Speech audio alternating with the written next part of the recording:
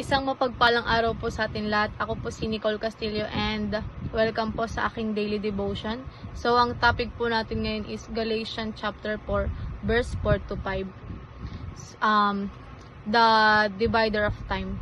So, sinasabi po sa verse na ito, but when the set time had fully come, God sent His Son, born of a woman, born under the law, to redeem those under the law, that we might receive adoption to sonship. So, sa teaching naman po neto, sinasabi is Old Covenant Law and New Covenant Grace. So, ang Old Covenant Law po, siya po yung Old Testament, and ang New Covenant Grace naman po, siya po yung New Testament. So, sinasabi po dito na ang covenant daw po is, siya po yung pangako or kasunduan.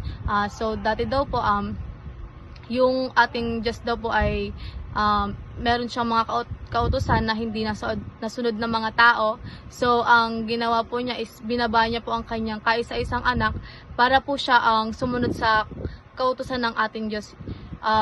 So, ang ating pong Panginoong Hesukristo, siya po yung sumunod sa kautusan ng ating Diyos.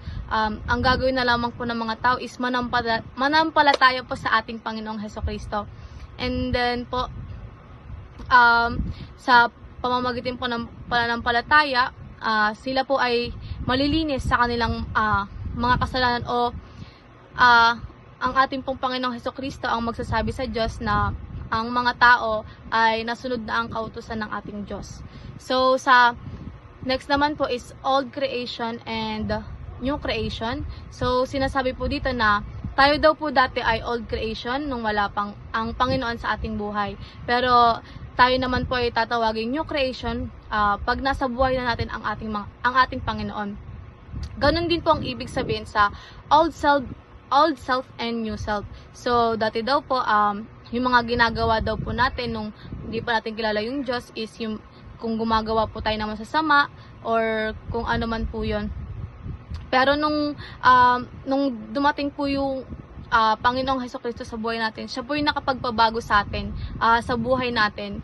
Umalis po tayo sa masasamang bisyo or kung ano man po yung mga masasamang gawain na ginagawa natin dati. So, sa application naman daw po, yung first po is level up our commitment to Jesus. So, kung dati daw po, kung kilala mo lang daw po yung Panginoon, dapat daw po ngayon is follower ka na niya. Kung dati nababasa mo lang siya or naririnig, dapat ngayon po is nananampalataya ka na sa ating Panginoong Hesukristo. Hindi pwedeng kilala mo lang siya sa pangalan. Dapat ikaw rin ay manampalataya sa Kanya.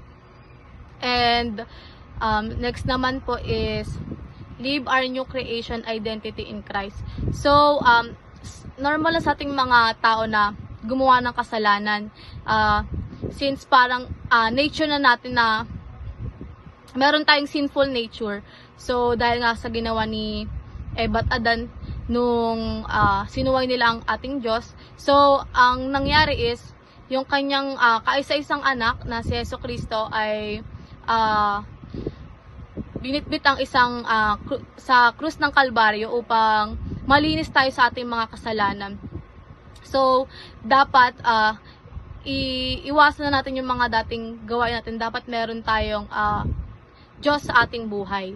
So, next naman po is let go of our past life and bad behavior. So, dapat po meron tayong character development. So, kung dati po nung hindi pa natin nakikilala yung Panginoon, kung gumagawa man tayo ng masama dati, is dapat pagkilala natin yung Panginoon, ngayon kung may pananampalataya na tayo, is dapat umiwas na tayo sa mga masasamang gawain na ginagawa natin dati. Ayun lamang po, maraming salamat po sa inyong lahat.